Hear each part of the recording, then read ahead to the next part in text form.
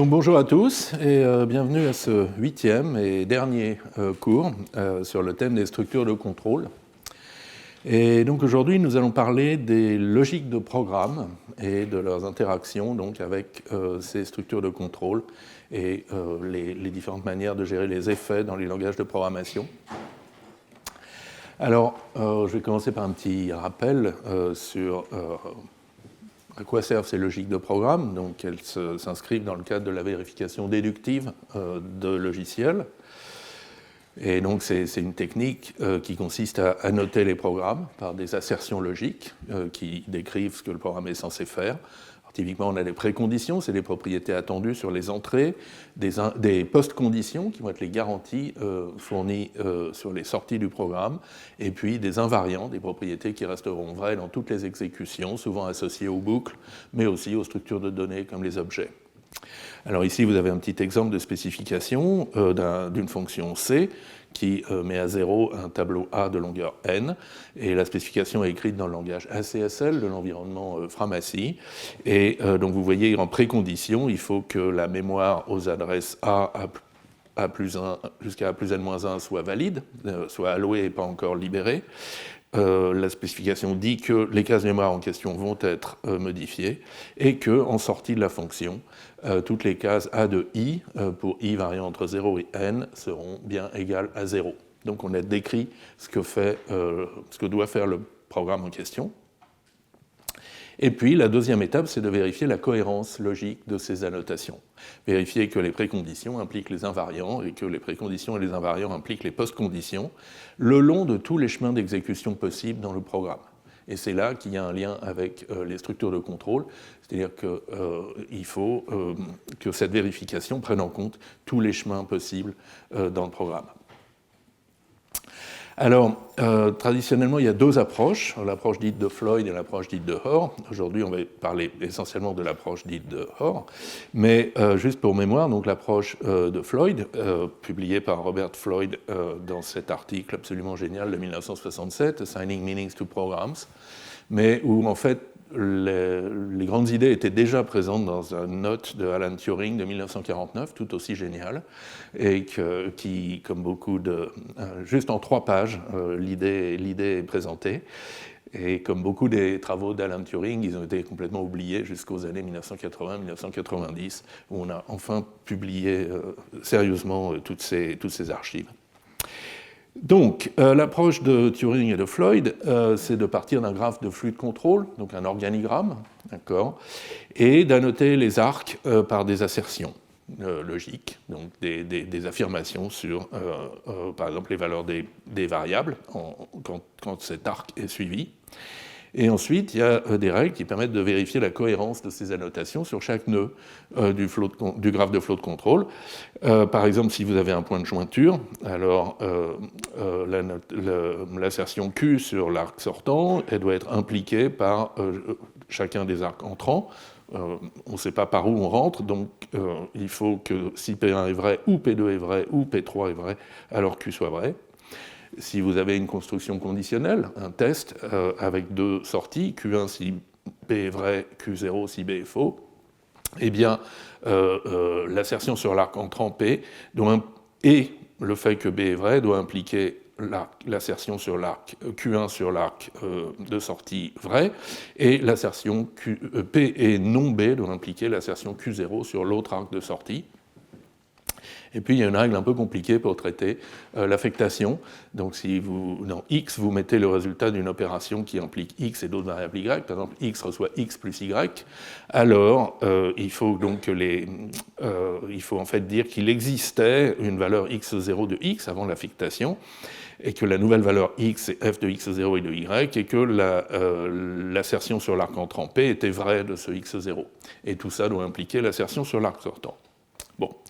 Les détails des règles ne sont pas très importants. Ce qui est notable, c'est qu'une fois que toutes ces implications ont été montrées, ça veut dire que toutes les assertions sont vraies pendant toutes les exécutions du programme, quel que soit le nombre de tours de boucle, etc., quel que soit le chemin suivi à l'intérieur du graphe de flot de contrôle.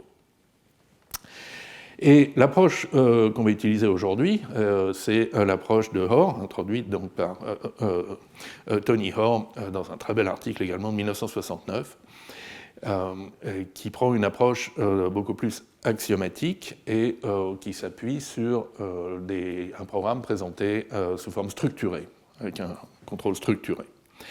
Donc l'idée de Hoare, c'est que vérifier un programme, ça va être démontrer certaines propriétés à l'intérieur d'une logique de programme, une logique adaptée, de la même manière que la logique mathématique, ce qui vous permet de démontrer des énoncés mathématiques sur des définitions mathématiques. Donc la logique de programme, ça va être des axiomes et des règles de déduction qui permettent d'établir des propriétés vraies de toutes les exécutions des commandes d'un langage impératif à contrôle structuré. Et c'est là qu'on voit apparaître le lien fort entre structure de contrôle et programmation structurée. La forme de la vérification va suivre la structure du programme, et les axiomes et les règles de la logique doivent décrire chacune des structures de contrôle du langage. Alors, donc ça prend la forme de ce qu'on appelle les triplets de Hoare, parce qu'il y a trois composantes, P, C et Q. C, c'est une commande d'un langage impératif structuré, un petit algol si vous voulez. P et Q, ce sont des assertions logiques portant sur les variables du programme, un peu comme les assertions qui décorent les arcs dans l'approche de Floyd. P, c'est la précondition, elle est supposée vraie avant qu'on commence à exécuter la commande C. Et Q, c'est la postcondition, elle va être garantie vraie après l'exécution de C. Alors en fait, il y a deux variantes, donc il y a la logique dite faible et la logique dite forte. La logique dite faible, celle qu'on va utiliser aujourd'hui, ne garantit pas la terminaison de la commande C, donc elle vous donne uniquement des propriétés de correction partielle.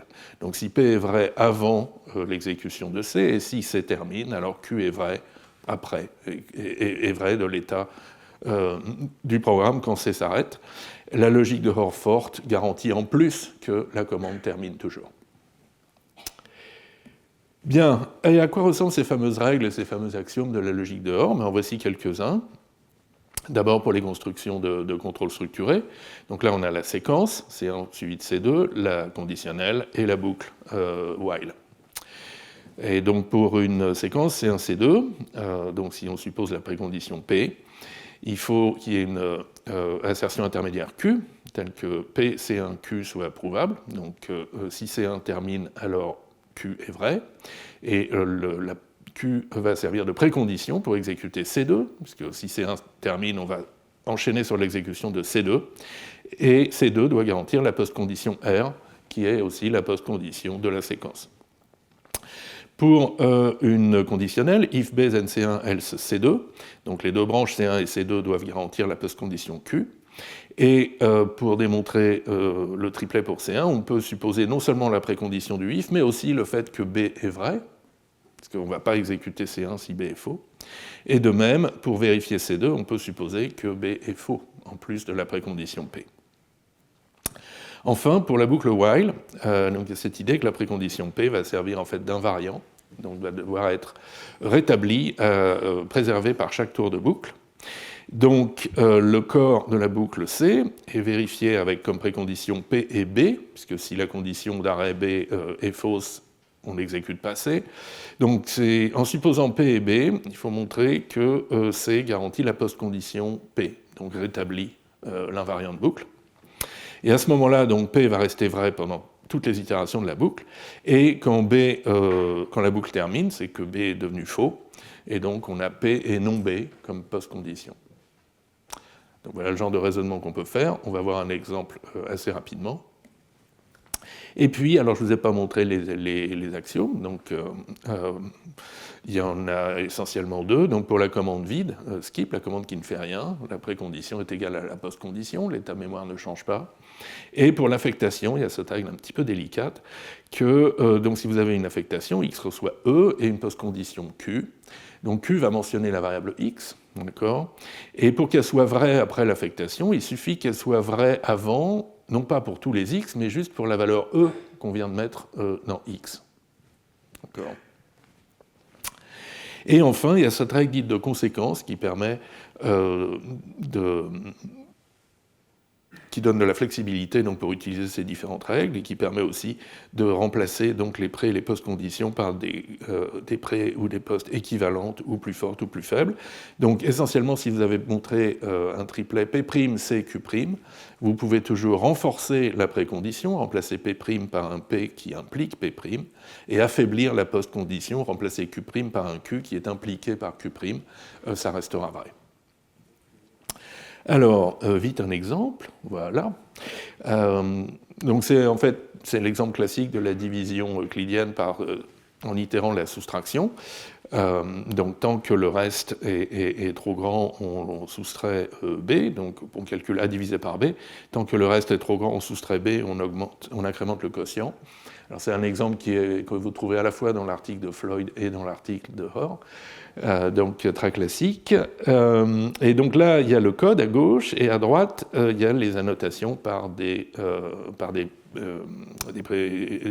assertions logiques, donc sur les variables A, B, R et Q. Et en fait, ça se lit plutôt en partant de la fin. Donc à la fin, on veut garantir que Q, c'est le quotient de A par B, et R, c'est A modulo B, le reste. Et ça va être impliqué par la caractérisation d'Euclide. Donc A, c'est BQ plus R, avec R qui est entre 0 et B. Et en fait, l'invariant de la boucle, ça va être les deux premiers membres de cette conjonction, donc A égale BQ plus R, et R est positif ou nul. Et la partie R strictement inférieure à B sera obtenue par le fait que la boucle s'arrête. Donc cette condition-là est fausse. Bien, et cet invariant, il n'est pas difficile de voir qu'il est vérifié quand on soustrait B à R et qu'on ajoute 1 à Q. Et du coup, il faut l'établir pour le premier tour de boucle, quand on rentre dans la boucle, et c'est facile parce qu'on a initialisé R, A et Q à 0. Et en fait, la seule précondition qui reste, c'est que A doit être positif ou nul. Que sinon, on finirait avec un reste qui est strictement négatif. Et si vous êtes attentif, vous verrez qu'il n'y a pas vous voyez qu'il n'y a pas d'hypothèse sur B. Donc ce code fonctionne même si B est égal à 0. Et pourtant, on ne peut pas diviser par 0. C'est quoi le truc ? Le truc, c'est que c'est une vérification faible de correction partielle, et que si B est 0 ou strictement négatif, cette boucle ne termine jamais. Voilà. Bien, donc ça c'était le petit rappel sur la logique de Hoare et la vérification déductive de programme. Et maintenant on rentre dans le vif du sujet du cours d'aujourd'hui, qui est comment toutes ces idées s'étendent aux différentes structures de contrôle avancées qu'on a vues dans le cours. Donc on va commencer juste par des extensions de la logique de Hoare. Par exemple, à d'autres formes de boucles que la boucle while-do. Par exemple, vous pouvez facilement construire une règle pour la boucle do-while, celle qui a un test d'arrêt à la fin de chaque itération et non pas au début, comme on a en Java ou en C. Donc l'idée, c'est un peu la même, c'est que la précondition de la boucle, ça va être un invariant de la boucle, donc qui va être vrai au début de chaque exécution du corps de la boucle C. En revanche, donc maintenant C va avoir une postcondition Q, et il faut que si la condition B est vraie et qu'on réexécute la boucle, donc Q et B impliquent P, il faut que l'invariant de la boucle soit rétabli. Et on sort de la boucle quand B est faux et en ayant établi Q. Alors il y a plein d'autres formes de boucles que vous pouvez spécifier comme ça. Par exemple, j'aime bien la boucle ADA avec une sortie au milieu. Donc ça ressemble à une boucle infinie, loop end, et puis au milieu, entre les commandes C1 et C2, vous pouvez avoir un exit when B qui arrête la boucle. Et donc là, on va vérifier ça un petit peu comme une séquence. Donc C1 va partir de P et avoir postcondition Q. Maintenant, si B est vrai, on va sortir. Donc ça veut dire que Q et B seront vrais à la sortie de la boucle. Et si B est faux, on va exécuter C2. Donc C2 a pour précondition Q et non B, et doit rétablir l'invariant de boucle P. Troisième exemple, la boucle comptée, la boucle for. Alors celle-là est intéressante parce qu'avec quelques précautions, on peut garantir la terminaison facilement de cette boucle. D'accord. Donc on peut dériver un triplet for, et non pas les triplets faibles qu'on a ici. Donc for marqué avec des crochets, c'est-à-dire qui garantit la terminaison. Donc, pour la boucle for i égale L to h, donc on a un invariant P qui mentionne la variable i, donc il doit être vrai au début quand i est égal à L, la borne basse, la valeur initiale de i. Et maintenant, chaque itération C du corps de la boucle doit partir de l'invariant P, qui est vrai pour un i, lequel est inférieur ou égal à h, le haut, la borne haute, et établir l'invariant P pour la prochaine valeur de i, c'est-à-dire P ou i remplacé par i plus 1. Et pour garantir la terminaison, il faut juste être sûr que i et h ne sont pas modifiés dans C. Si C décrémente l'indice de boucle, par exemple, à chaque tour, ben, on ne va pas terminer. Ou si C incrémente la borne haute à chaque tour, on ne va pas terminer non plus. Donc, mais si i et h ne sont pas modifiés par C, la terminaison est garantie.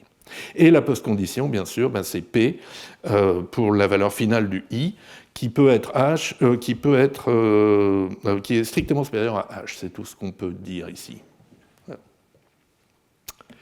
Bien. Autre exemple de structure de contrôle qui se décrit très facilement en logique de Hoare, c'est le non-déterminisme. Par exemple, une construction qui tire un nombre non spécifié entre 0 et n-1, donc x reçoit choose de n. Si la postcondition est Q, en fait, la postcondition Q, il faut qu'elle soit vraie pour tous les choix possibles de x, c'est-à-dire pour 0, pour 1, pour 2, pour 3 et pour n-1. Et donc, ça donne cette précondition. Pour tout i entre 0 et n-1, Q, où x est remplacé par i, doit être vrai. Autre exemple de construction de non déterministe, c'est la conditionnelle gardée de Dijkstra. Donc c'est une généralisation du if, else if, else if, else end, où en fait, donc, il y a plusieurs conditions BI et plusieurs actions associées CI, et on ne dit pas laquelle va être prise. Une des actions CI va être exécutée si sa condition BI est vraie, mais on ne dit pas laquelle. D'où le côté non déterministe. Et alors, c'est une très jolie règle qui dit qu'en précondition, il faut P et la garantie qu'au moins une des conditions est vraie, donc un des BI est vrai. Et du coup, pour chaque CI, on va le vérifier en supposant P et BI, et il faut qu'il établisse la postcondition Q. Voilà, donc des règles qui sont très simples. Maintenant, on rentre dans le vif du sujet qui est peut-on faire une logique de Hoare pour le goto? Et là, ça va être plus difficile. Hoare prévenait déjà dans son article de 69 qu'il y aura des points de difficulté pour étendre son approche aux étiquettes, aux sauts, aux pointeurs et aux paramètres de fonctions, de procédures passées par nom. Et comme il fait remarquer, oui, vraisemblablement, on va avoir des preuves de programme qui vont être compliquées. Et du coup, ce n'est pas surprenant que ce soit reflété dans la complexité des axiomes de la logique qui vont décrire ces constructions. Et en effet, alors oui, donc de quel goto on parle? On parle du goto d'Algol 60, celui où les étiquettes sont déclarées à l'intérieur de blocs et on se bloque pour porter. Et donc, on peut faire goto L depuis le même bloc qui définit L, ou depuis un sous-bloc, mais pas depuis l'extérieur du bloc. L'extérieur du bloc ne voit pas l'étiquette L. Et donc l'idée, elle est relativement simple, c'est que chaque étiquette L va avoir une précondition R, qui est en fait la précondition de la commande qui suit immédiatement L. Et maintenant, chaque goto de L doit établir cette assertion R, et donc R est forcément la précondition de chaque goto de L. En revanche, la post-condition d'un goto de L est quelconque, puisque goto de L ne termine jamais normalement, on va jamais exécuter le code qui suit immédiatement, là.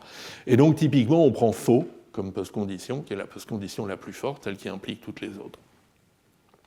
Mais la difficulté, donc, c'est de faire correspondre ce R ici, qui est la précondition du code qui suit immédiatement la déclaration de l'étiquette, avec tous les goto de L correspondants. Et donc 2 ans après son article initial, donc Hoare et son co-auteur Klint publient enfin une règle, et la règle est assez jolie en fait. Donc, on considère un bloc, begin end, qui a une commande C1, déclare l'étiquette L et une commande C2. Et l'idée, c'est qu'en particulier, s'il n'y a pas de goto, ça doit se comporter un peu comme une séquence, C1 suivi de C2. Donc la précondition P va être la précondition de C1, Q va être la postcondition de C2, et au milieu, on aura une assertion intermédiaire R, qui est vraie à la fin de C1, et au début de C2. Et ce R, c'est le R aussi qui est associé à l'étiquette L.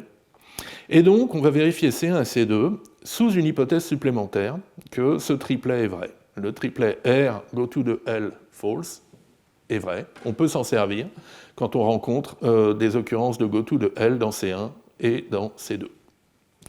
Et notez encore une fois donc, que la postcondition false nous permet de dériver en fait R goto L de Q pour n'importe quelle postcondition Q. Donc on n'a pas perdu en généralité.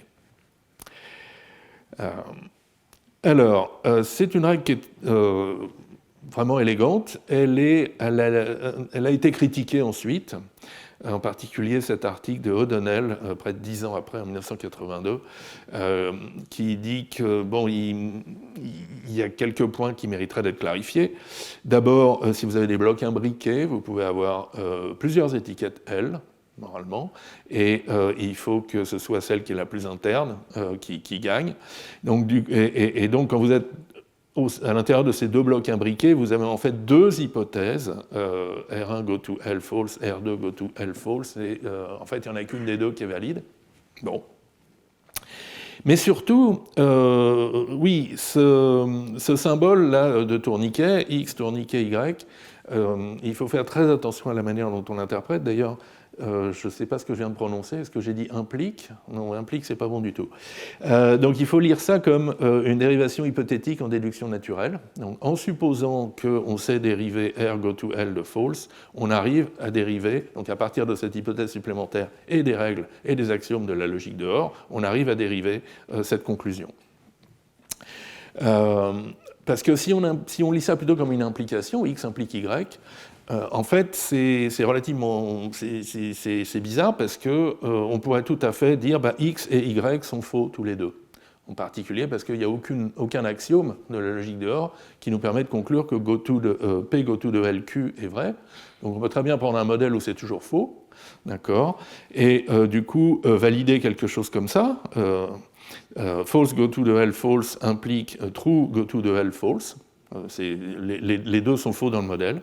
Et une fois qu'on a ça, on a perdu parce que ce code, goto de L, L2.skip, qui se comporte comme skip, a maintenant est vérifié avec la postcondition false et la précondition true, et c'est pas possible. Bon. Donc voilà, donc, ce type de règle est élégant mais un petit peu difficile à manipuler. Et c'est pour ça que il y a eu plusieurs articles ensuite, fin des années 70, début des années 80, tous publiés dans Acta Informatica, étonnamment, pour améliorer, préciser la règle de Klint et de Hoare. Et l'idée donc de Harby, Malagik et Debrun, alors c'est pas le Debrun des indices de Debrun ou de Automate, c'est un autre Debrun, sans J celui-là. Donc leur idée c'est de dire que le goto, en fait il faut le voir ça comme un autre moyen de sortir de l'exécution d'une commande C. Il y a le moyen usuel qui est de terminer la commande, et l'autre qui est de faire goto une étiquette L. Et si ça donne un autre moyen de sortir, ça veut dire qu'il a besoin d'une autre postcondition. Donc on va faire maintenant un quadruplet de Hoare, PCQJ, où J, c'est une fonction des étiquettes dans les assertions, et donc J de L, pour une étiquette L, ça va être la postcondition, une assertion qui est vraie, si la commande C termine par goto de L. Et donc elle peut être affaiblie, comme toutes les postconditions, comme Q notamment, dans la règle de conséquence. Et pour toutes les commandes qui terminent toujours normalement, comme skip ou l'affectation, la postcondition elle est fausse. On ne sort jamais par un goto de L, donc on peut prendre faux comme J de L pour tout L. Et quand vous avez des séquences ou des conditionnels, J est partagé entre les sous-commandes, puisque si C1 ou C2 font goto de L, eh bien on va sortir de la séquence ou de la conditionnelle avec la postcondition associée. Goto de L, lui, a toutes ses postconditions fausses, en particulier sa postcondition normale, sauf la postcondition J de L, qui est sa précondition P. GoTo de L sort avec l'étiquette L en garantissant P. Et maintenant, si vous avez un bloc qui définit L, l'étiquette L, avec une précondition R, les sorties sur GoTo de L dans C1 et dans C2 doivent satisfaire R, et donc on met à jour l'environnement J, jump, pour que la postcondition qui doit être garantie pour L, c'est R. Et bien sûr, pour C1, la postcondition normale, c'est aussi R. Donc voilà, donc ça c'est une approche qui est notationnellement un peu plus lourde que celle de Klint et Horn, mais on est obligé de changer la forme du triplet, qui n'est plus un triplet, mais au moins on sait exactement de quoi on parle. Oups, ça ne devrait pas être là.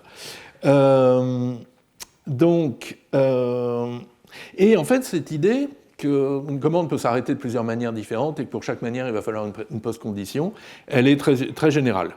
Vous pouvez l'appliquer à d'autres constructions, comme break, par exemple, la sortie prématurée de boucle. D'accord. Donc là, j'oublie le goto pour une seconde, donc je reprends mon langage d'origine et je rajoute break pour sortir des boucles while. Du coup, j'ai un quadruplet dehors, j'ai deux postconditions, Q en sortie normale, B en sortie par break. On voit ça sur la règle du break, sa postcondition normale c'est false, parce qu'il ne sort jamais normalement. Sa postcondition de break, c'est sa précondition P. Et maintenant, pour vérifier la boucle while, eh bien, le corps de la boucle est vérifié avec Q, la postcondition de la boucle, comme postcondition de break. D'accord ? Et ça permet de donner du sens à des variantes de la boucle while, comme le while do else de Python, que j'ai toujours du mal à comprendre, mais, enfin, qui est très utile, mais la syntaxe est un petit peu surprenante. Donc l'idée de while b do c else c', c'est que c' va être exécuté si la boucle termine normalement, c'est-à-dire termine parce que b est faux, mais pas si la boucle termine par un break. Et du coup, donc si la postcondition de la boucle c'est Q, ça va devenir la postcondition de break de C. C doit rétablir l'invariant de boucle P, comme d'habitude, et P est non B, qui est la condition quand on est sur le point de sortir normalement de la boucle. À ce moment-là, c'est la précondition de C', puisque C' va être exécuté, et qui doit garantir Q et B. Voilà. Donc vous voyez aussi comment en fait, ces règles de Rohr permettent de comprendre la sémantique opérationnelle des constructions. D'accord ? C'est un jeu dans les deux sens. C'est une autre manière de décrire ce que fait une construction. Et c'est d'ailleurs pour ça que Floyd et Rohr appellent leurs approches des sémantiques axiomatiques. Donc c'est aussi le moyen de donner une sémantique aux constructions du langage. Bien, alors, d'accord, donc pour faire les goto, on a besoin d'une postcondition supplémentaire. Pour faire les breaks, on a besoin d'une postcondition supplémentaire. Pour faire les continue, il faut une postcondition supplémentaire. Pour les return aussi, pour les exceptions, et pour je ne sais pas quoi encore. Donc, pour éviter d'avoir une prolifération de postconditions, puis terminer avec des septuplets dehors, des octuplets dehors, enfin bref, on va dire qu'il n'y a qu'une postcondition, mais elle est paramétrée par le type de sortie, par la manière dont on sort de la commande. Donc, c'est une fonction donc, des types de sortie dans les assertions, et les types de sortie, vous pouvez en mettre autant que vous voulez. Il y a la sortie normale, quand on arrive au bout de la commande. Il y a la sortie prématurée par break ou continue. Il y a la sortie prématurée par break de niveau n ou continue de niveau n, si vous avez des sorties multiniveaux, dont on a pas mal parlé au premier cours, parce que c'est utile. Donc, il permet de sortir de n niveaux de boucle. Vous avez une sortie return de V, qui est, si vous exécutez return avec une valeur V. Vous avez une sortie goTo de L, si vous vous branchez à l'adresse L, et vous pouvez aussi avoir une sortie xn de E, pour dénoter la levée de l'exception E. Et ce qui est joli, c'est que du coup, les règles pour les commandes qui font sortir, elles ont toutes exactement la même forme, c'est-à-dire que dans leur postcondition est fausse partout, sauf sur la manière dont elles sortent, qui est associée à leur précondition P. Par exemple, skip, qui sort normalement, vous associe P à la sortie normale, et false à tous les autres modes de sortie. Break associe P à break de 1, break de n associe P à break de n, goTo de L associe la précondition P à goTo de L, et la levée de l'exception E associe la précondition P à exception de E. Bon. Et maintenant, en fait, ce sont les structures de contrôle, pardon, qui vont, d'une certaine manière, gérer une ou plusieurs de ces modes de sortie. Par exemple, la séquence gère la sortie normale de la commande C1, en disant, donc la postcondition de C1, c'est la même que celle de la séquence, sauf pour la sortie normale, où il faut que R soit garanti, R étant la précondition de C2. La boucle, while, elle gère non seulement la sortie normale, mais aussi les sorties break et continue dans son corps de fonction C. Donc, son corps de boucle C, donc C a pour condition Q', Q' c'est Q, sauf que la sortie normale doit garantir P, la sortie break de 1 doit garantir Q de norme, puisque si C fait break de niveau 1, on se branche tout de suite à la sortie de la boucle while. Donc break de 1, ça doit garantir Q de norme, break de n plus 1, ça doit garantir Q de break de n. Le break se propage vers l'autre boucle englobante, mais du coup il a décrémenté son niveau de 1. Même chose, continue de 1, ça fait réexécuter le corps C, donc il faut que...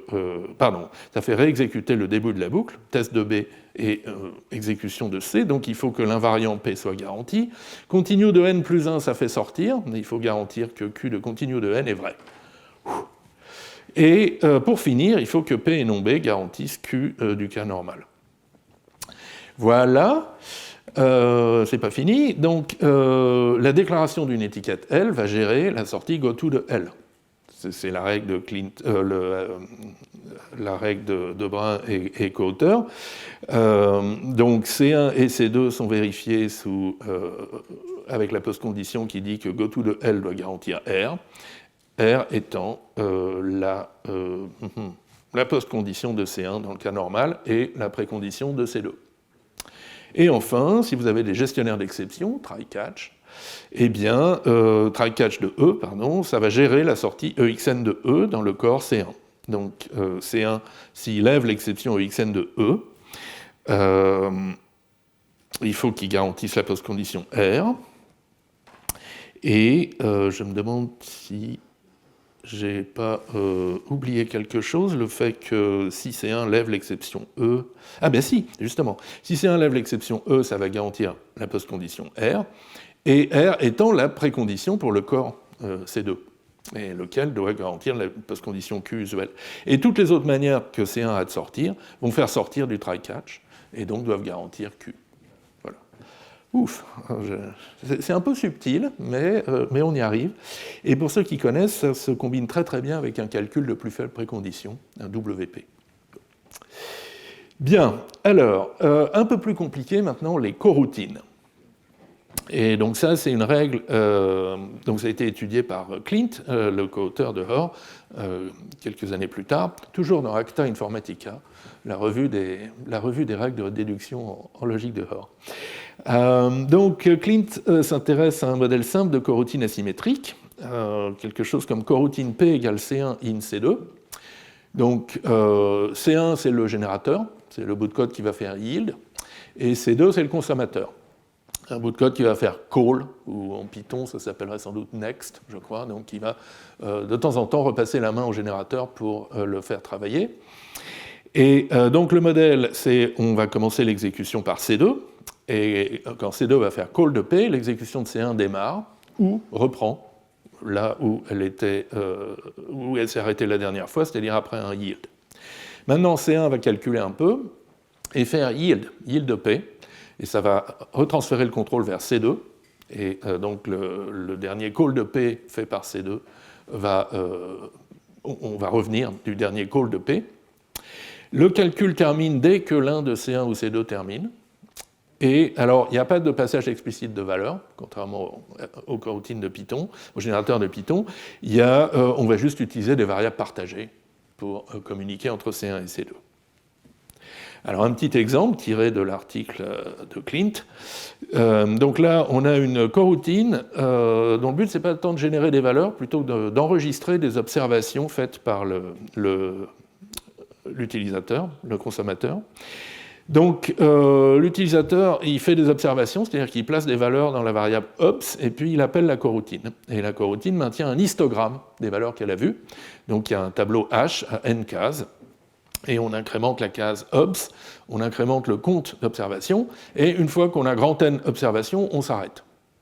D'accord ? Donc ça va arrêter le client une fois qu'il a fait toutes ces observations.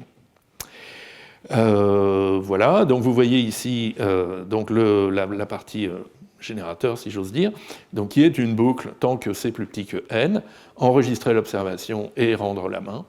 Et puis le client donc, qui appelle de manière répétée ce générateur, avec diverses valeurs pour ups. Alors qu'est-ce qu'on a envie de vérifier sur ce code ? Déjà, on a envie de vérifier qu'on ne fait pas d'accès hors borne de ce tableau, donc le client doit garantir que les observations sont bien entre 0 et n, et puis on va voir qu'on peut garantir un petit peu plus. Mais avant, donc, quelle est la règle de Clint, proposée par Clint pour les coroutines ? Eh bien, donc, il propose d'associer deux assertions à la coroutine P. Il y a A de P et B de P. A, ça va être la précondition du call de P, c'est ce qui doit être vrai quand on passe la main à la coroutine, au générateur. Et donc, forcément, ça va être la poste de yield de P, puisque il faut que le générateur la garantisse pour la prochaine fois où on va l'appeler d'une certaine manière. Et B de P, ça va être la précondition de yield de P, donc c'est ce que le générateur garantit, avant de rendre la main à l'utilisateur. Et donc ça va être la post-condition de call de P. D'accord ? Et donc la règle de Clint, c'est celle-ci. Donc on montre le triplet P, C2, Q, pour la partie utilisateur C2, en supposant ce fameux triplet pour call de P, donc précondition A, post-condition B, et donc c'est toujours la même notation, en supposant qu'ils avaient utilisé pour le goto. Et quid du corps du générateur, quid de la partie générateur de la coroutine ? Eh bien, il doit vérifier le triplet AP, C1, Q. Alors pourquoi A ? C'est parce qu'on va démarrer C1 la première fois que C2 appelle P, et donc tout ce qu'on aura comme garantie, c'est que AP est vrai. Et pourquoi Q ? Et dans les deux cas, c'est parce qu'on arrête la coroutine quand C1 termine ou quand C2 termine, donc il faut bien que la post-condition Q soit vraie dans les deux possibilités. Et, ce qui est plus important, c'est que donc, la partie générateur, elle est vérifiée sous l'hypothèse que yield de P a ce triplet, BP comme précondition, yield de P, AP comme post-condition. Et c'est joliment symétrique, enfin cette symétrie, le fait qu'on les prêts de l'un et la poste de l'autre, reflète une certaine symétrie aussi dans le flow de contrôle autour de yield et de call. Donc qu'est-ce que ça donne sur notre exemple de coroutine là, qui maintient un histogramme ? Eh bien, on va montrer qu'un invariant est vrai. Donc l'invariant, c'est que C est inférieur ou égal à n, on a vu au plus grand n observations, et que l'histogramme est relativement cohérent, c'est-à-dire que la somme des h de i, c'est bien C, c'est le nombre d'observations qui ont été faites jusqu'ici. Et dans la précondition du call, on va en plus, donc non seulement l'invariant doit être vrai, mais l'observation doit être entre 0 et n, afin de garantir que l'accès h de Hobbes est dans les bornes. Du coup, on a cet invariant et cette garantie quand on démarre la boucle while, et aussi quand on revient du yield de P, et donc c'est bien un invariant de la boucle while. Et ici, quand on incrémente la case Hobbes de H et puis le compte C, on a en fait rétabli l'invariant, d'accord ? Et donc on a le droit de faire yield de P, et donc maintenant l'invariant est rétabli après call de P et va pouvoir être passé ensuite au prochain call de P. Donc voilà le genre de vérif qu'on peut faire. Après, on peut aller plus loin, comme dans l'article de Clint, et si on a du code fantôme, on peut s'en servir pour tenir à jour une liste fantôme de toutes les observations qu'on a faites, et nous montrer que l'histogramme est bien cohérent, et le compte d'observations sont bien cohérentes avec cet historique des observations. Bon. Bien. Et pour finir cette partie, on va faire des threads. Alors, mais pas des threads quelconques, des threads coopératifs, donc où chaque thread est le seul à tourner jusqu'à ce qu'il fasse yield. Et à ce moment-là, on rend la main à l'ordonnanceur, au scheduler, qui peut choisir de redémarrer un autre thread ou de redémarrer le thread qui vient de faire yield, d'ailleurs.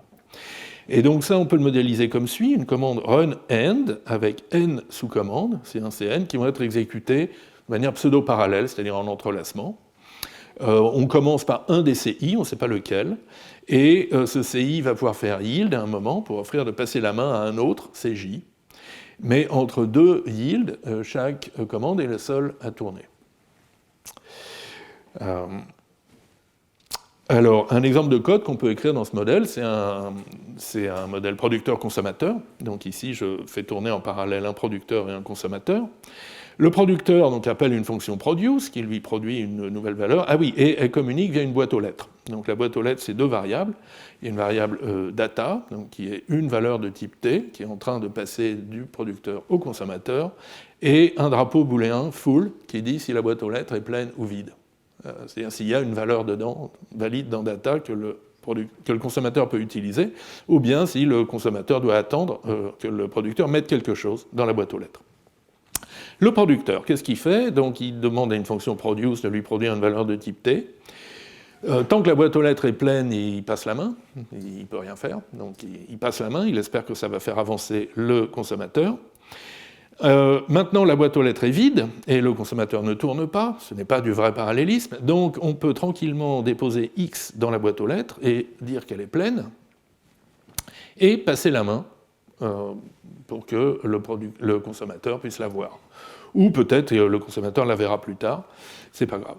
Et que fait le consommateur? Symétriquement, il attend que la boîte aux lettres soit non vide, en passant la main de préférence au producteur pour qu'il produise quelque chose. Et dès que la boîte aux lettres est non vide, alors il récupère la donnée partagée dans Y, il dit que la boîte aux lettres est vide, il repasse éventuellement la main au producteur, et il appelle une fonction consume sur la valeur Y qu'il vient de lire. Voilà. Et donc normalement, produce va produire une série de données et qui vont arriver l'une après l'autre dans consume.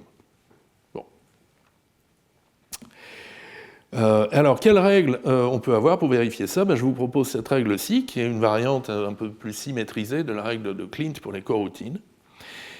L'idée, c'est que la précondition P de la commande run end, en fait, va servir d'invariant. C'est l'invariant qui doit être vrai autour de yield. Donc, avant de pouvoir faire yield, le thread doit garantir que P est vrai, et quand yield retourne, c'est-à-dire quand on lui redonne la main, eh bien, on lui garantit que P est vrai.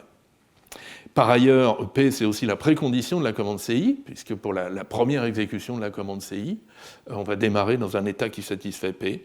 Et tous les CI doivent avoir la même postcondition Q, qui est aussi celle du calcul tout entier, puisque on ne sait pas lequel des CI termine en dernier. Et donc, il faut tous qu'ils fassent tous comme s'ils étaient le dernier à terminer.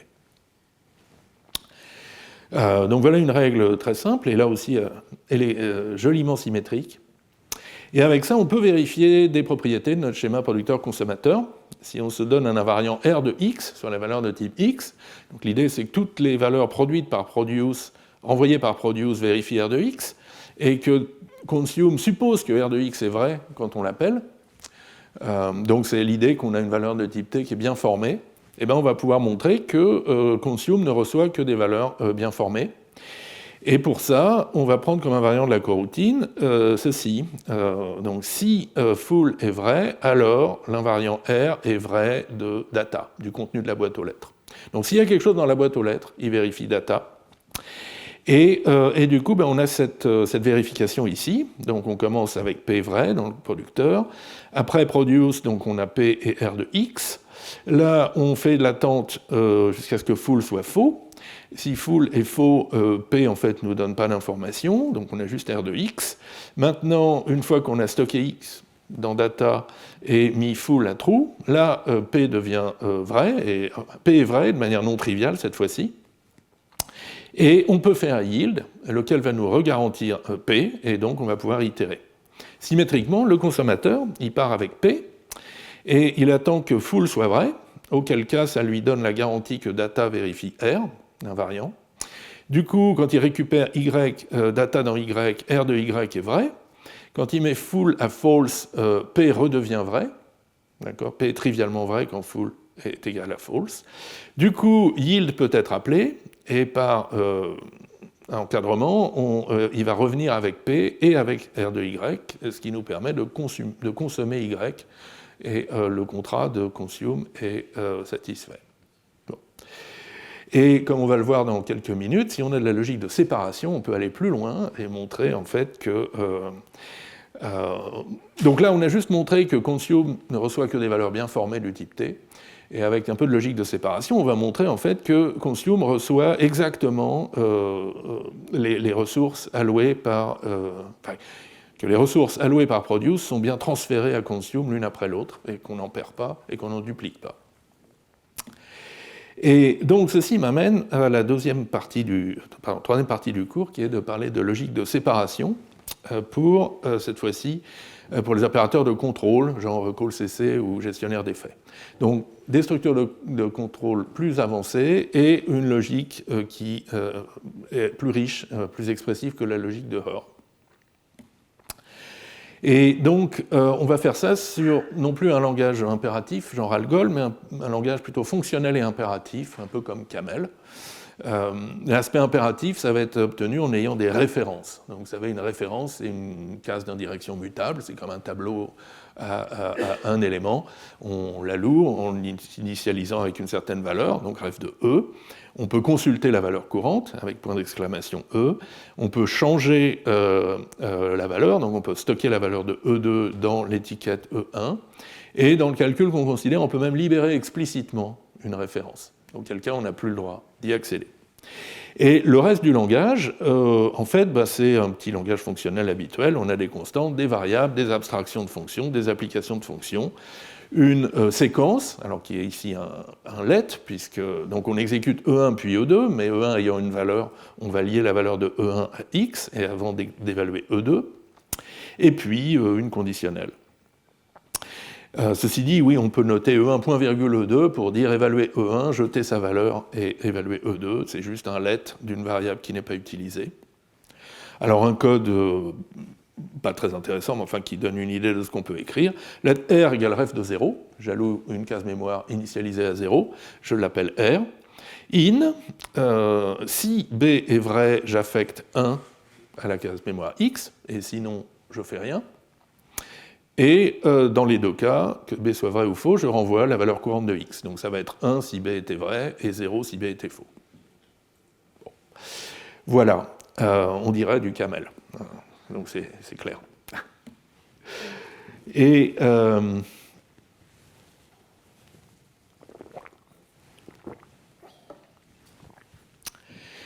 donc on va faire une logique de programme pour ce petit langage.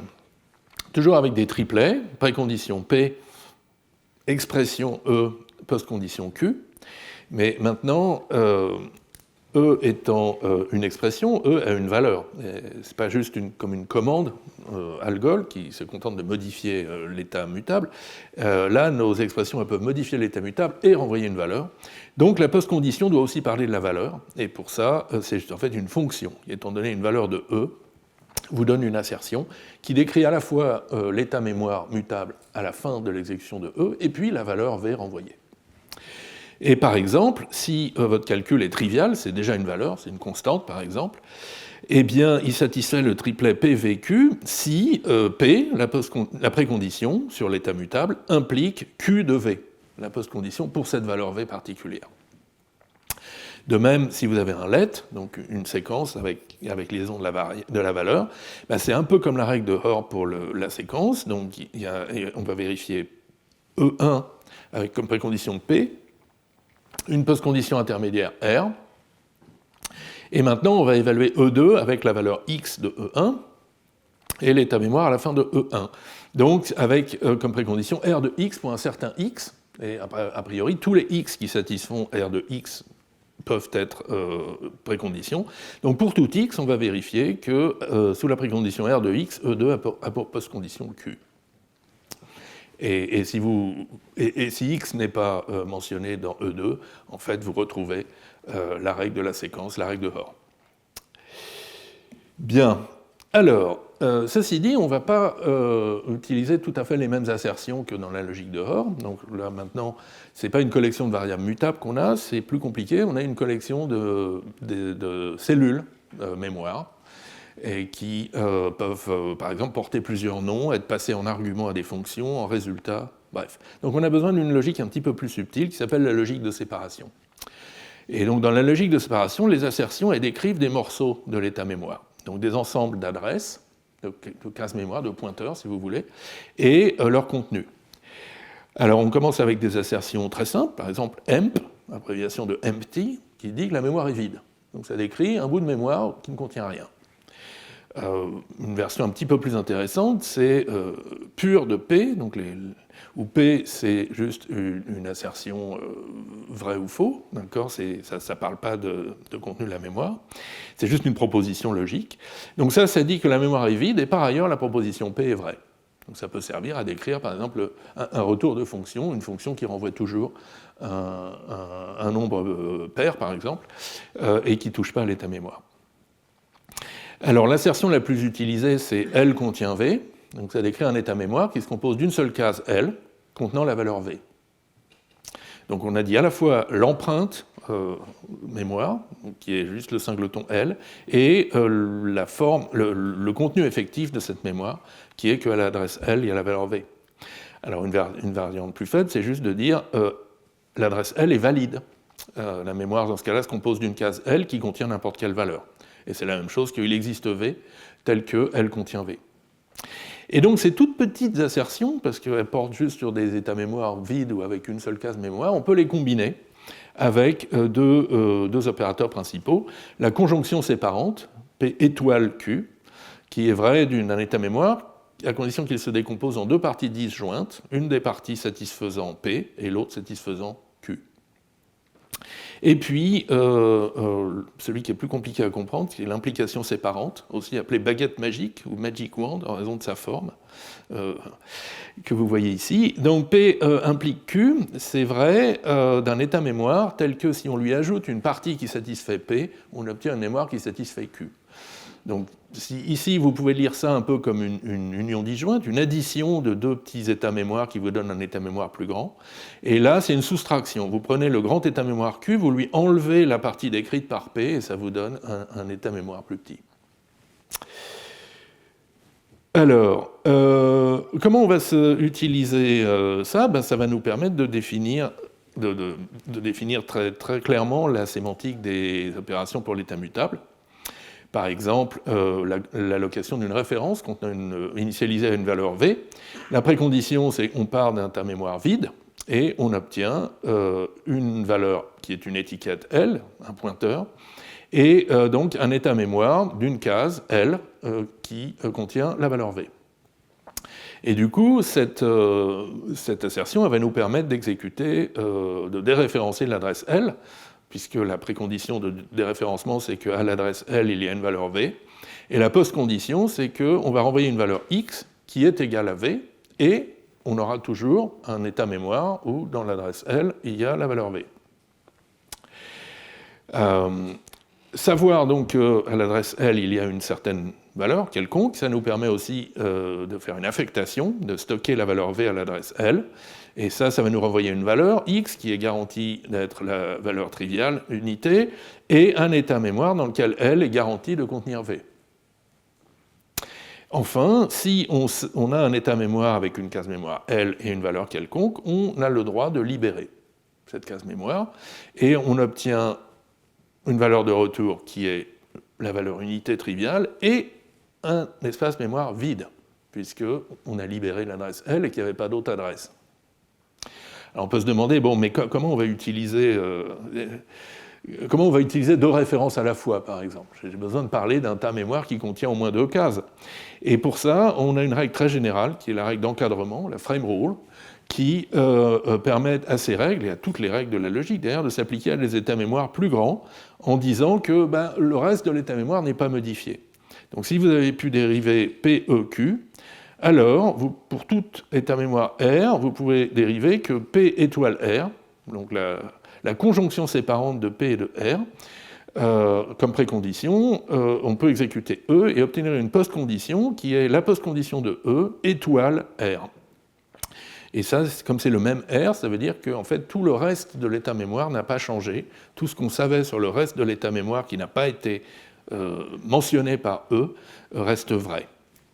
Et donc ça, c'est vraiment très puissant, parce que ça permet d'abord de raisonner localement sur des codes qui utilisent des pointeurs, des adresses mémoire, sans se soucier des possibilités d'aliasing, le fait que deux pointeurs pourraient être en fait vers la même case mémoire. Par exemple, ici, je pars d'un état mémoire où j'ai deux cases mémoire, L1 et L2. L1 contient 1, L2 contient une valeur V que je ne connais pas. Je change la valeur de L1, et donc en appliquant la petite règle pour l'affectation et l'encadrement, j'obtiens comme post-condition L1 contient 0 et L2 contient toujours V. Et on peut se dire, mais c'est pas vrai, si L2 est égal à L1, le contenu de L2 est changé. Oui, mais si L1 est égal à L2, la conjonction séparante est fausse, la précondition est fausse, et de toute manière, ce raisonnement ne s'applique pas. D'accord ? Donc voilà, ça permet de raisonner localement avec des garanties très fortes implicites de il n'y a pas d'aliasing. Et puis, ça permet aussi de garder trace des ressources, par exemple la case mémoire allouée, et s'assurer qu'on les utilise de manière linéaire ou affine. Donc affine, c'est-à-dire qu'on ne va pas les utiliser plusieurs fois. Par exemple, on ne va pas libérer plusieurs fois une case mémoire. Et linéaire, ça veut dire qu'on garantit en plus qu'on va libérer à la fin. Donc on ne va pas y avoir de fuite. Alors un exemple d'utilisation linéaire d'une référence, c'est ici, latix égale ref de V, je crée une référence, je l'utilise, je la libère. Et ça, on peut vérifier ce code avec la précondition emp et la postcondition emp. Donc si on part d'un tas vide, on a un tas vide à la fin. En revanche, si après la désallocation, par exemple, on essaye d'utiliser x, ben, ça ne va pas marcher, parce qu'on aura, après free de x, on n'aura plus d'hypothèse, l'adresse contenue dans x, x pointe vers quelque chose de valide. Et donc, la vérification échoue, et effectivement, c'est une erreur de programmation de type use after free. Même chose si on essaie de libérer deux fois. Le deuxième free n'a pas la permission. Et si on est donc dans une logique linéaire et de séparation linéaire, et si on oublie de libérer, ben la post-condition empty, elle n'est pas vraie, parce que le tas mémoire à la fin, il n'est pas vide. Il contient encore l'adresse, la référence. Et donc ça, c'est un cas de fuite mémoire qui est détecté. Donc voilà très rapidement les idées de la logique de séparation. Et on va voir donc, comme je vous avais promis, que sur le schéma producteur-consommateur, ça va nous permettre de faire des choses plus rusées. Donc ici, au lieu d'avoir des conjonctions, j'ai des conjonctions séparantes, bien sûr, et l'invariant R, donc l'invariant R, il décrit également l'allocation et la libération de ressources. Donc produce, donc le R de X, par exemple, produce va allouer de nouvelles cases mémoire et les rendre dans son résultat X, et consume va prendre ces cases mémoire et a priori va les libérer, si on veut qu'il ait empty comme post-condition.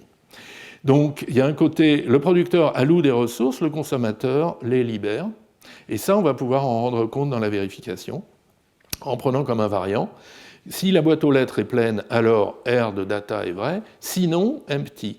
Donc si la boîte aux lettres est vide, elle ne détient aucune ressource, et si elle est pleine, elle détient les ressources qui viennent avec la valeur data de type T contenue dans la boîte aux lettres. De sorte que si vous savez que full est faux, comme ici au niveau du producteur, alors P c'est empty, d'accord, et donc vous allez pouvoir rétablir l'invariant P en mettant une donnée dans data et en mettant full à vrai. Et dans le consommateur, à la fin de cette attente, vous savez que full est vrai, et donc R de data est vrai, et donc R de Y va être vrai quand vous transférez data dans Y. Mettre full à false rétablit l'invariant P, et yield préserve l'invariant P, c'est la règle d'encadrement, et du coup, vous pouvez consommer vous pouvez consommer R de Y dans dans consume. Et donc là, on a montré que chaque ressource allouée par produce est libérée exactement une fois par consume. Donc ça veut dire que notre boîte aux lettres, elle se comporte correctement. Elle ne duplique pas de messages, elle ne perd pas de messages. Bien. Mais, donc tout ça est très joli, et on peut faire de très belles vérifications, mais ça casse quand on a des opérateurs de contrôle. Donc rappelez-vous le fameux call CC, par exemple, qu'on peut vouloir ajouter à ce langage. Eh bien, call CC, il est capable d'invalider ne serait-ce que la règle de la séquence, la règle du let, parce que si E1 capture sa continuation, qui est juste le début de l'exécution de E2, on peut se retrouver avec un E2 qui va être exécuté plusieurs fois, la première fois dans un état mémoire qui satisfait la postcondition de E1, et la deuxième fois dans un état mémoire complètement différent. Exemple, donc, qui est tiré d'un article récent de Timani et Birkedal. Alors l'exemple est un peu compliqué, mais bon. Donc on alloue une case mémoire X contenant 0 initialement, et on appelle une fonction f. Donc f, c'est une fonction qui renvoie une fonction qui nous est donnée en argument ou qu'on a dans le contexte. On appelle une fonction f sans lui donner x, donc a priori elle ne peut pas modifier x, et puis f nous renvoie une autre fonction g, on incrémente x, on appelle g, on finit l'appel de f d'une certaine manière, et on renvoie la valeur de x. On s'attendrait, puisque f et g n'ont pas accès à x, que x soit 0 ici, 1 ici, 1 ici, et donc que E s'évalue à 1. Alors, encore une fois, donc, par exemple, sous hypothèse que f est une fonction pure, qui renvoie une fonction pure. Donc vraiment un contrat qui permet à f de ne faire aucun, qui interdit à f de faire tout effet de bord. Bon, bien, sur l'état mémoire. Mais si vous avez call CC et vous implémentez f comme ceci, donc f c'est une fonction qui prend unit, qui capture sa continuation k, qui vous renvoie une fonction qui prend unit et qui relance la continuation k sur la fonction triviale lambda unit. Qu'est-ce qui va se passer ? Eh bien, la première fois, donc on passe dans ce code, G, ça va être le lambda vide throw machin bidule, donc on exécute l'incrément de X, on exécute G, qui relance la continuation K, qui nous fait revenir ici, avec maintenant G qui est la fonction triviale lambda unit, et on réexécute l'incrément, on appelle G qui fait rien, et on renvoie 2, et non plus 1. D'accord ? Donc l'incrément a été fait 2 fois. Bon, alors, qu'est-ce qu'on peut faire ? Comment est-ce qu'on peut réparer notre logique de programme pour arriver à dire des choses, alors même que cette règle let en particulier n'est plus toujours vraie ? Donc Timani et Birkedal, ils proposent en fait de définir une logique de séparation avec des triplets PEQ, mais seulement pour des programmes complets E. Donc rappelez-vous, quand on a donné la sémantique à call CC ou à d'autres opérateurs, on a toujours considéré des programmes E complets qu'on peut décomposer en C de E1. C, c'est un contexte d'évaluation. E1, c'est une sous-expression qui peut se réduire. Et en fait, on peut donner des règles de logique pour des programmes entiers décomposés de cette manière. Et en fait, ce sont des règles qui ressemblent énormément aux règles de réduction, règles d'évaluation. Par exemple, si dans votre programme, vous avez en position active un appel de fonction, lambda_x.e appliqué à v, eh bien, vous pouvez remplacer par e ou x le corps de la fonction e où x devient v dans le programme, et si tout le triplet que vous allez montrer sur ce programme réduit, ils sont vrais aussi pour le programme avant réduction. Même chose si vous avez une conditionnelle dont vous avez pu résoudre la condition, et même chose si vous avez un call CC ou un throw. La règle du call CC, elle vous dit, bon d'accord, il faut montrer un triplet sur C où V est appliqué à la forme spéciale compte de C, donc ça c'est la capture de la continuation. Et la règle pour throw de cette forme spéciale, compte de D appliqué à V, vous dit, bon d'accord, ce triplet il est vrai si vous pouvez montrer qu'il est vrai pour D de V, donc D de V c'est ce qu'on obtient quand on relance la continuation, on jette le contexte courant, on remet à la place le contexte capturé. Bon. Et c'est vraiment une paraphrase des règles de réduction. D'ailleurs, voilà un petit exemple.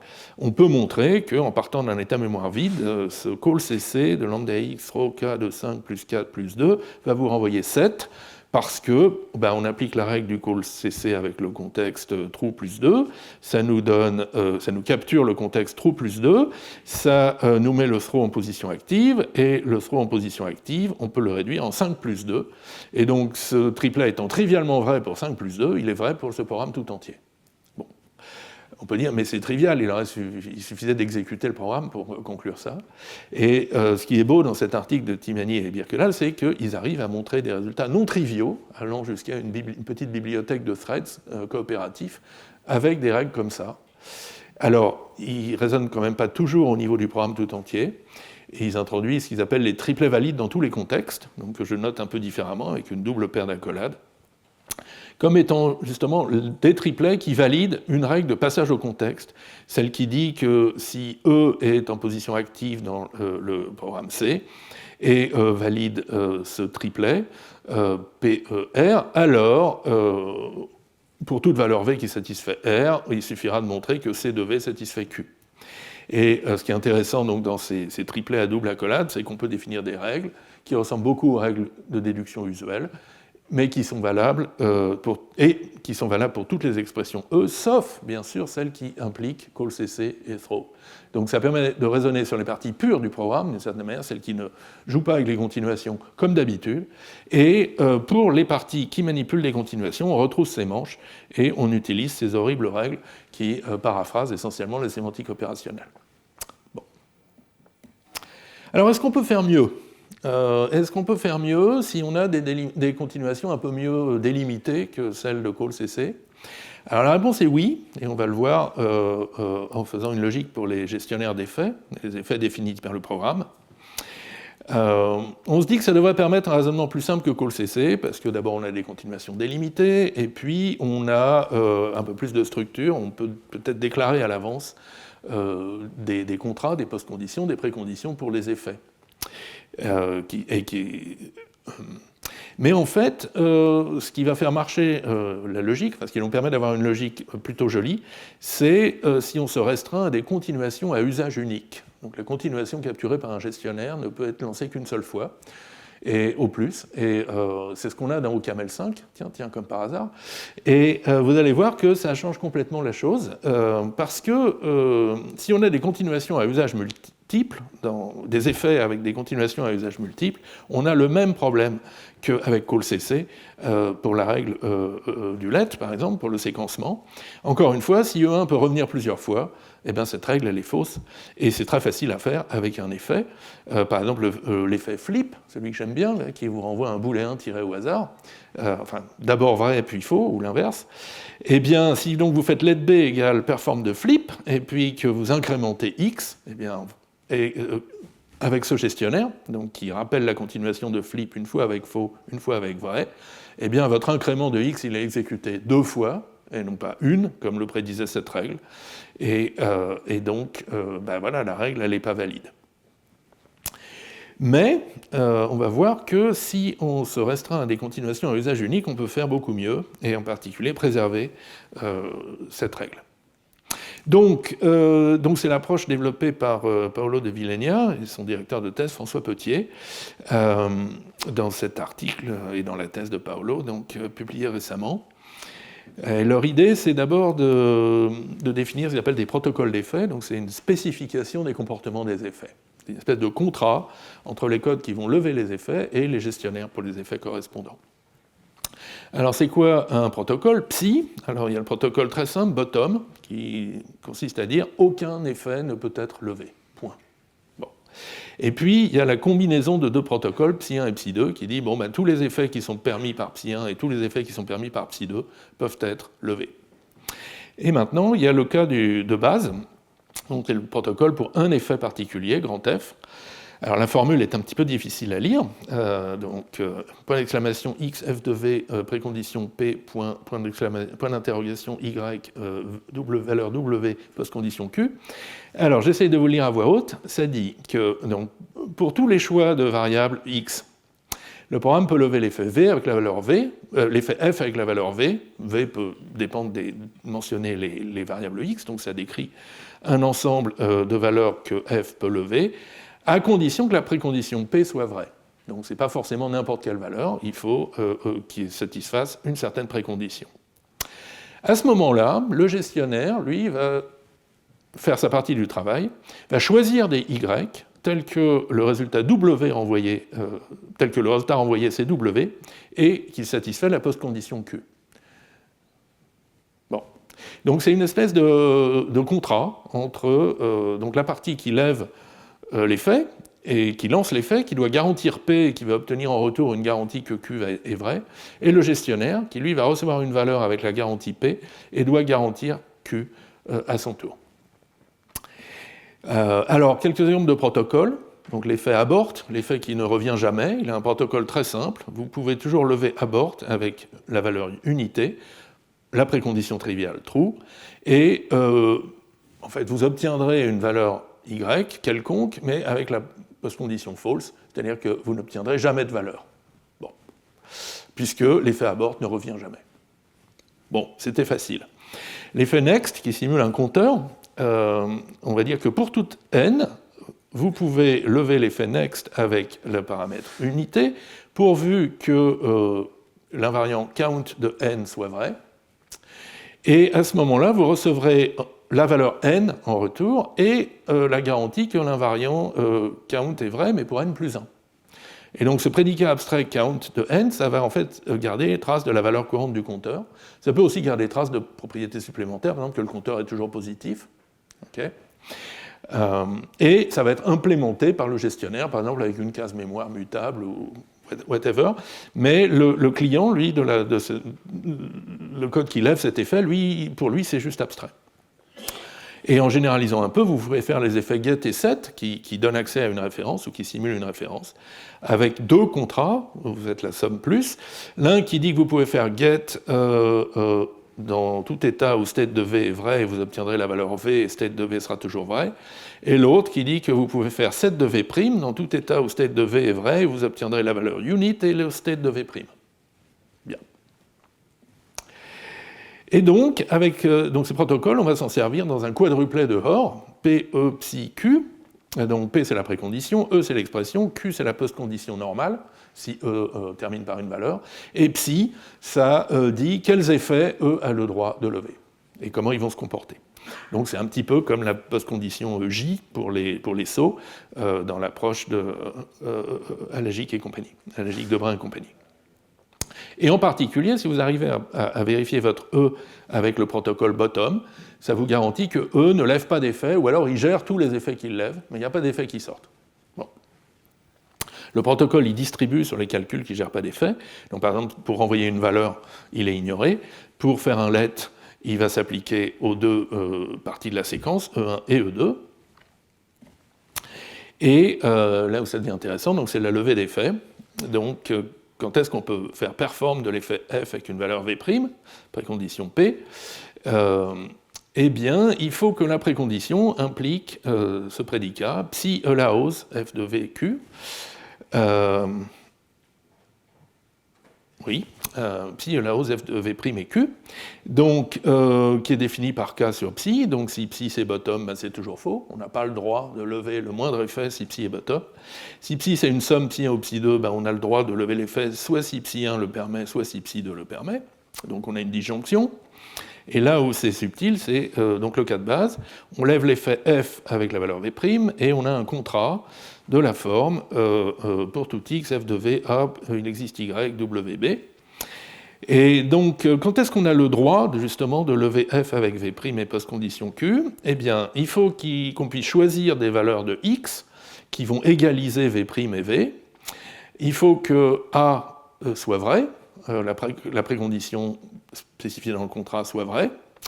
Et, c'est là qu'on sort la baguette magique, à ce moment-là, il faut que, si on nous donne, le gestionnaire nous donne un choix de Y, une valeur W et l'assertion B correspondante, il faut qu'à partir de ça, on soit capable de reconstruire notre propre postcondition Q de W. Voilà.